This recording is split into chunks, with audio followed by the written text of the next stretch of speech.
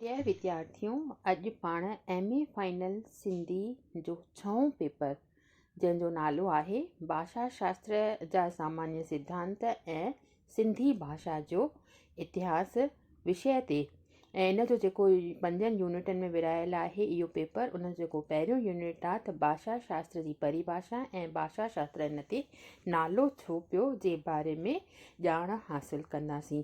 त इन में मां तव्हांखे ॿुधायां त भाषा शास्त्र जो नालो कीअं पियो।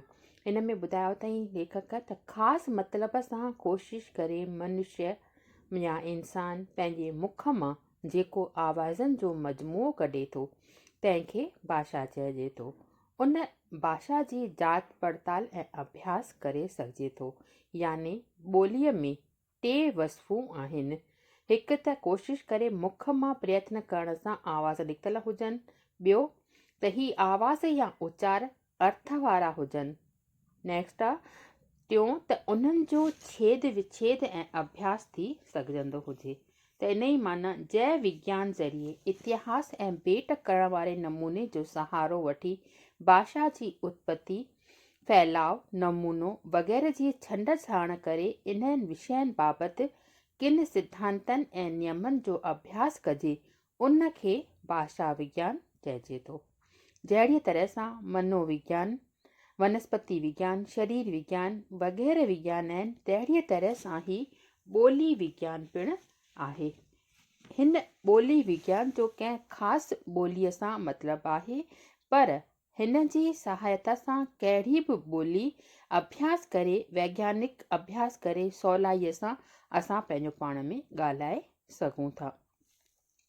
भाषा विज्ञान खे कला जे दायरे में न आणे करे असां हिन खे विस्तृत दायरे में आणियूं था, छाकाणि त कला में इंसान जूं जेके बणायल ॻाल्हियूं हूंदियूं आहिनि उहे अचनि थियूं, जहिड़ो कि चित्रकला, काव्य कला, शिल्प कला वग़ैरह। मगर विज्ञान में ईश्वर या कुदरत द्वारा ठहियल या बणायल ॻाल्हियुनि जी छंड छाण थिए थी। ॿोलीअ जी वैज्ञानिक छंड छाण हासिलु करण खां सवाइ ॻाल्हि न ठहंदी, पर कोशिशि करण सां अखर, लफ़्ज़, उचार, लफ़्ज़नि जी छंड छाण वग़ैरह करे सघिजे थी। यूरोप में पहिरें हिन विज्ञान जो नालो फिलोलॉजी हो, यानी भाषा सां प्रेम या उन सां प्यार कंदड़। पोइ उन खां पोइ 19वीं सदीअ में हिन ते अभ्यास कंदड़ कंपेरेटिव फिलोलॉजी हिन जो नालो छॾियो। हाणे अचो त ॾिसूं भाषा जो इतिहास छा आहे। त हर कंहिं विज्ञान जी जेका परिभाषा खे ॾिसण सां मालूम थिए थो त का न का उणाई, माना का न का कमी जेका आहे मंझसि रहिजी थी वञे। इन करे सभ खां बहितर परिभाषा जेका आहे उहा आहे देवेंद्र नाथ शर्मा ॾिनी आहे। उहा आई आहे त देवेंद्र नाथ शर्मा चयो आहे त उच्चरित ध्वनि संकेतों का सहायता से भाव या विचार की पूर्ण अभिव्यक्ति भाषा आहे। यानी उच्चरित ध्वनि माना असां पंहिंजे मुख मां ध्वनि कढूं था, जेको आवाज़ कढूं था, ऐं इशारा जी सहायता सां जेके भाव या वीचार असांजे फेस ते, असांजे मुख ते अंकृत थियनि था, उन जी अभिव्यक्ति, उनखे ज़ाहिर करण ई भाषा आहे। जिसकी सहायता से मनुष्य परस्पर विचार विनिमय या सहयोग करते हैं, उस यादृच्छिक ऋण ध्वनि संकेतों की प्रणाली को भाषा कहते हैं। माना उनखे जेके असांजा भाव अंकित थियनि था फेस ते, उन रूढ़ ध्वनि संकेत, उन रूढ़ ध्वनि इशारनि वारी प्रणालीअ खे ही भाषा चइजे थो। हिन में विशेषताऊं जेके ज़ाहिर थियनि थियूं उहे आहिनि त भाषा ध्वनि संकेत आहे, भाषा यादृच्छिक आहे, या भाषा रूढ़ आहे, माना परंपरागत आहे। हीअ आत्मकथा ॿुधण या सम्झण,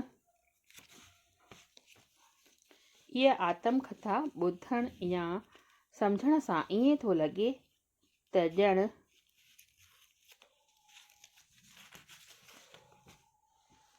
पहिरियों लफ़्ज़ जेको आहे उहो कंपेरेटिव लफ़्ज़ निकिरी वियो, ऐं उन खां पोइ जेको आहे इहो फ़क़ति फिलोलॉजीअ जे नाले सां सजण में आयो।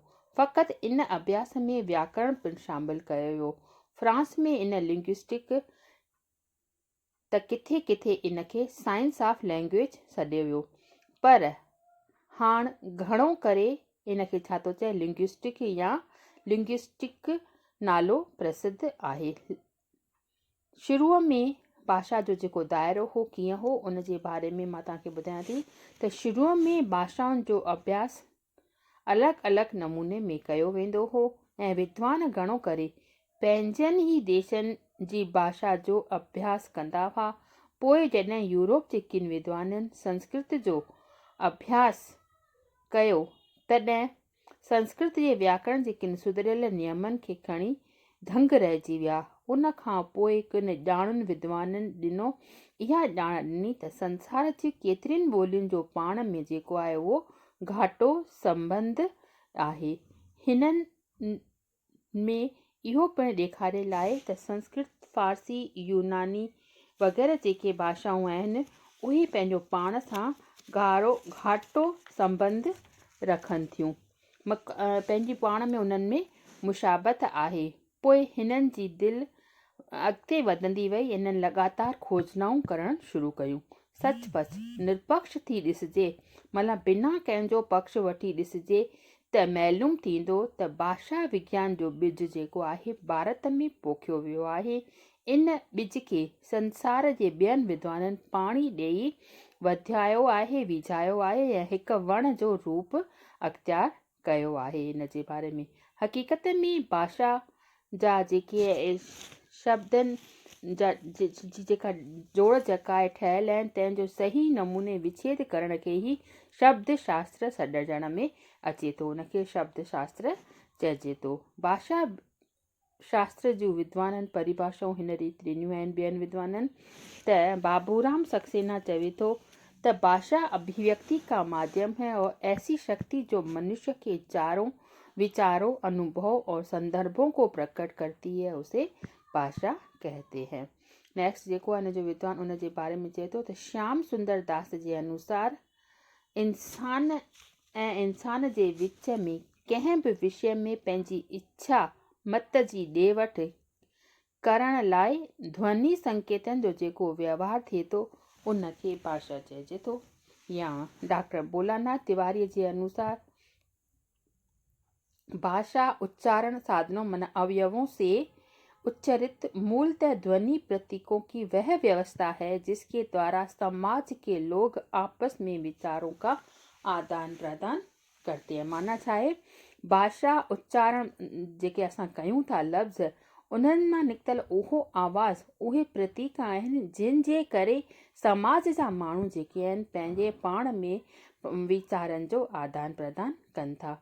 इन्हनि परिभाषाउनि खे ॾिसण सां इहो मालूम थिए थो त भाषा शास्त्र न व्याकरण आहे ऐं न साहित्य। व्याकरण हिकु ॿोलीअ जे हलंदड़ रूप खे पढ़ण ऐं लिखण जो ढंग ॿुधाए थो ऐं साहित्य ॿुधाए थो त कविता जी बनावट थियणु घुरिजे, कविता जे उणाइनि खे कीअं, नाटक ऐं नावल जा उसूल कहिड़ा आहिनि, उन्हनि खे दिलचस्प कीअं बणाइजे वग़ैरह वग़ैरह जेके ॻाल्हियूं आहिनि उहो भाषा शास्त्र ॿोलीअ जी आत्मकथा या आखाणी आहे।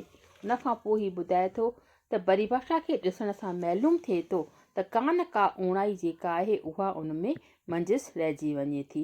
त अॻिते असां इहा ॻाल्हि कंदासीं त इहा ॻाल्हि न आहे त रोज़मर्रा जी ज़िंदगीअ में संगीत साथियुनि, मिटनि माइटनि, नंढनि वॾनि, नौकरनि मालिकनि, ज़ालुनि मर्दनि वग़ैरह जी गुफ़्तगूअ खे ध्यान सां ॿुधण करे हीअ शास्त्र सम्झण में अची वेंदो।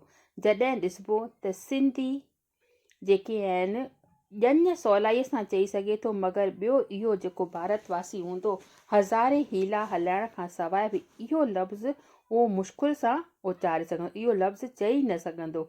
जॾहिं ॾिसबो त गुजराती ॿकरी लफ़्ज़ चवण वक़्तु फिफड़नि जी जेका सारी हवा कढे थो ॿाहिरि करे थो ऐं बंगाली लफ़्ज़ इहो चए थो गोल गोल बणाए करे ॿाहिरि कढे थो ॼण उन गोल रसगुल्लो वात में पियो अथसि, ऐं मद्रासी ॾाठुनि जा जेके टकण जा आवाज़ कढे थो ॼण मखण ऐं चाॾीअ में मंधियड़ो वेठो घुमाए। अस्कुद इहो खेल ॾिसण में मज़ो ईंदो। भाषा शास्त्रीय जा जेके ॼाणू आहिनि उहो चवंदो त माण्हू कीअं था ॻाल्हाइनि, इहा ॿोलण जी वार्ता भाषा विज्ञानीअ खे अहिड़ो लुत्फ़ यानी आनंद ॾींदी जहिड़ो तास खेॾींदड़ खे पते जे ताकियुनि जो खेल, जंहिंमहिल तास खेलींदा आहियूं त उन में पता जेके आहिनि जो आवाज़ु ईंदो आहे ओड़े नमूने हिन जो जेको आहे अलॻि अलॻि जेके भाषाउनि जा जेके आहिनि ॻाल्हाईंदड़ उहे अलॻि अलॻि उहे ॿकरी ऐं जेको ॼञ उचारण आहे कीअं था ॻाल्हाइनि उहो जेको ॼाणू हूंदो भाषा शास्त्री उनखे ई इन खेल जी सॼी ख़बर पवंदी। हिन भाषा शास्त्र जा अलॻि अलॻि पक्ष जेके आहिनि उहे ॾिसूं त कहिड़ी रीति आहिनि।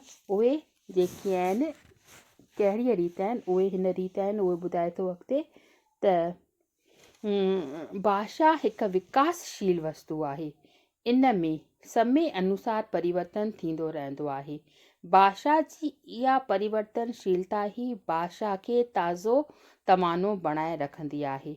भाषा जा जेके आहिनि पक्ष जेके आहिनि उहे इन रीति आहिनि। टे पक्ष, हिकु व्यक्तिगत पक्ष, ॿियो आहे सामाजिक पक्ष ऐं टियों आहे सामान्य पक्ष। त इन्हनि पक्षनि जे बारे में पहिरियों परिभाषा जे बारे में भई भाषा शास्त्र इन जो नालो कीअं पियो ऐं अलॻि अलॻि विद्वाननि इन जूं कहिड़ियूं परिभाषाऊं इन्हनि जे बारे में मां तोखे ॿुधायो ऐं इन जा जेके टे पक्ष आहिनि इन्हनि जो पाण ज़िक्र कंदासीं नेक्स्ट पीरियड में। अॼु बसि एतिरो ई।